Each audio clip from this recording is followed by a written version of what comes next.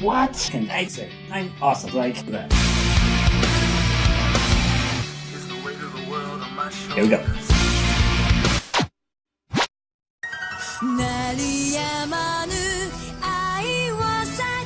Nanatsu no Taizai, the 7 Deadly Sins. Now, this has been going around the internet quite a bit. A lot of people really love the manga, so yeah, I was definitely picking this up for my shonen pick.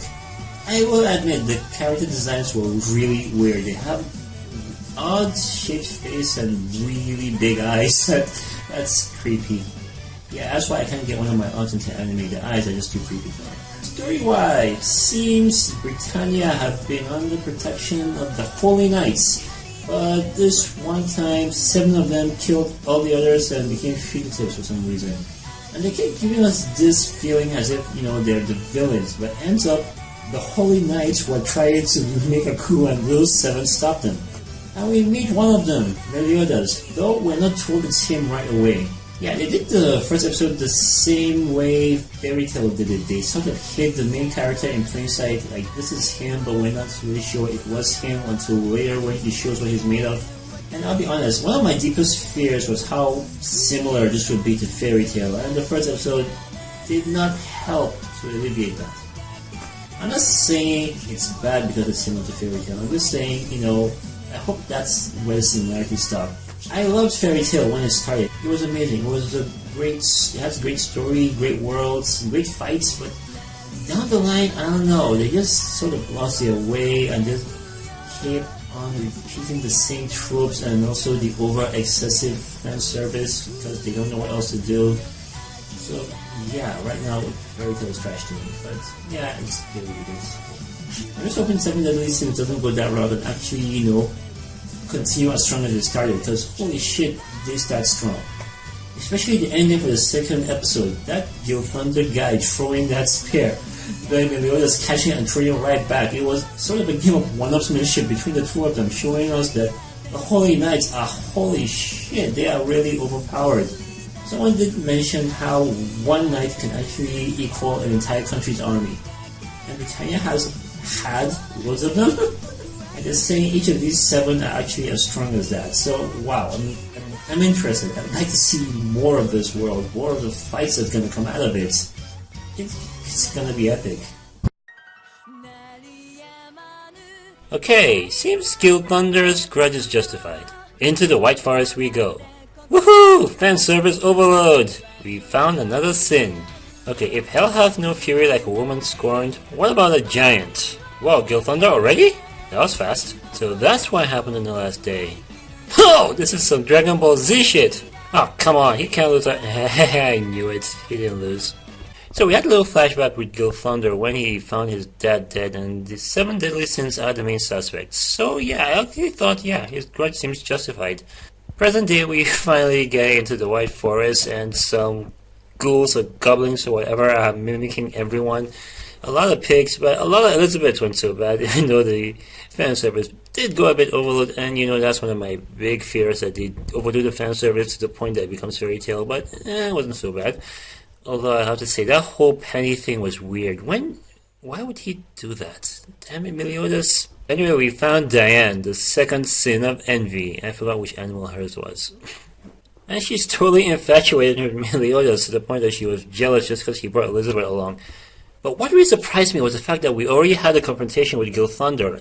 I mean, I didn't expect a Holy Knight versus Sin to come this fast. I have to say though, I love Meliodas' cockiness. I mean, it's like the guy knows he's good. He doesn't even have to brag about it. He can just stand there with his hands in his pocket. It's amazing. And that fight, my god, that's something straight out of Dragon Ball Z, and it was amazing. Yeah, Gil Thunder's a threat, and I honestly thought Meliodas lost. That's an effective use of the ending credit scene, because we had that time to make us think, the episode is over, but nope, there's something at the end. He was just faking just so he could know the location of the other 2 scenes. So I wonder which one he's going for first. Hey, little Gil, you don't have to go home, but you gotta get the hell out of here. Wow, if that's divine retribution, you guys need to change religion. Bitch, better keep your hands off of my man. Okay, seems that whole fight took a lot more out of him than we thought. These weird fun guys are weird. No other words. Ow! Guess they've never heard of the Geneva Convention. Meliodas, she is not that little. Earthbending giants! And bugs go splat. Some doctor. Do no harm much? Hoo hoo hoo, Ban is free, he's stretched, and he got a haircut. Okay, so now, once again, we have met another one of the sins. This time it's the fox's sin of greed, Ban. My god, that whole treatment was harsh. They only been feeding him for like 5 years, but look how he just walked out once he heard Meliodas was still alive. But it seems that whole fight with Gilthunder took much more out of him than it looked. And again, maybe he really had to sell it if he wanted to really convince the guy he was dying that one time. So yeah, anyway, he's in bad shape, and that guy was poisoning him, some doctor. But anyway, seriously, Ban. Why am I just talking about Ban? He's as cocky as Meliodas, you know, that whole, yeah, I know how good I am, the vibe that's coming out of him. Yeah, anyway, we had a little flashback of how Meliodas met Diane, and why she really likes him. She's a giant from other lands, he wouldn't treat her rough, you know, like she's a monster or whatever, but he just treated her like a little girl, and she liked that. Anyway, those weird nights are, like I said, weird. Especially that Fresca and her bugs. Ugh. Anyway, so that's the next fight. We have 3 of our sins and is it 4 of those nights? We know who's gonna win, but it'll be an interesting fight to see. Wonder how Meliodas is going to get out of it. Seems that anyway, will that poison keep him down? Yeah, we'll find out. Oh come on, seriously, you need to stop messing around with that pig. Okay, do not touch Meliodas' sword. Axe Ban. That's how he got that scar. Hehehe, fell for the trap. Some lost love maybe. Shit. Diane is hallucinating.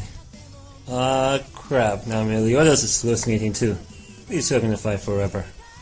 Treat her like a lady. This guy wants to take on Ban. Good luck with that. Okay, so the poison didn't do diddly squat to Meliodas. He's awesome like that. Okay, that's my catchphrase. Well, we learned that he's especially attached to that sword of his. In fact, we learned why he's actually called the Dragon's Rage. You know, the sin of wrath. He doesn't seem exactly a wrathful person. He's always upbeat, easygoing. But it seems when he gets angry, Hulk, beware. Anyway, that invisible guy, I think it's Jude, right? Whatever. He was nothing. Easy peasy. Taking out easy, had to run away and go back and call for help. Well, unfortunately now, Diane and Meliodas are hallucinating and fighting each other. And my god, I am loving the fighting sequence. Too bad we don't want either of them to hurt each other.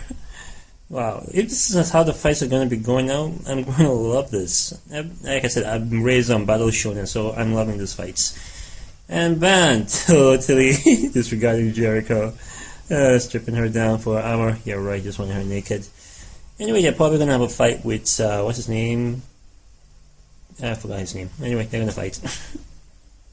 He thinks he can take him out. Most likely, Ban was just bored and decided to let him get captured, himself get captured. That guy thought he actually captured him. Anyway, what? Just a bunch of fights coming. These nights have no candle since. That's why most of the battles it seems so far are indirect. No one actually going on to fight them one-on-one. Anyway, we'll find out next episode. Wow, Elizabeth, you've got balls. Seriously, man, you just can't trust anyone. Some steel skin you got there. Really, Jude? That's all it took? That's boring me. Ooh, she's harsh like the bug she is. Bro! Holy shit, they took it a little down with the arm wrestling contest? How the hell is this guy still alive? So King has been with the Thunder this whole time. Okay, this episode rounds up the whole Ban rescue thing. Well, I wouldn't call it a rescue. The guy literally walked out of jail and... I don't know, did he kill his jailer? Well, he definitely took out Ban with his own weapon. Like I thought, the guy was just bored with hearing Meliodas was still alive. He decides to just come see if things are more interesting outside. Anyway, basically, these weird nights were made short work of. I'm not impressed. I was expecting more. But then again, it's just the first guys, so yeah. I'm gonna start with the lower tiers. Pretty sure the other nights are gonna be much stronger. But hey, Ban and Meliodas' reunion, holy shit. It starts off high tension. We thought there was going to be some hate there, but nope, they're totally bros. So much wow, though, they punched through walls, they broke down the entire thing with an arm wrestling contest. They have a very competitive streak, which is nice to see. Well, okay, that's done with, but how is that doctor still alive? Seriously. But I'm glad even they mentioned something about it, like the same thing happened to Meliodas, so I just don't want it to ruin the sense of danger. Because, seriously, the guy should be dead. Anyway, we got 3 of the sins together now, and we know where King is. King is with Gil Thunder. How did that happen? I wonder what the context will be under that. Yeah, probably find out next episode.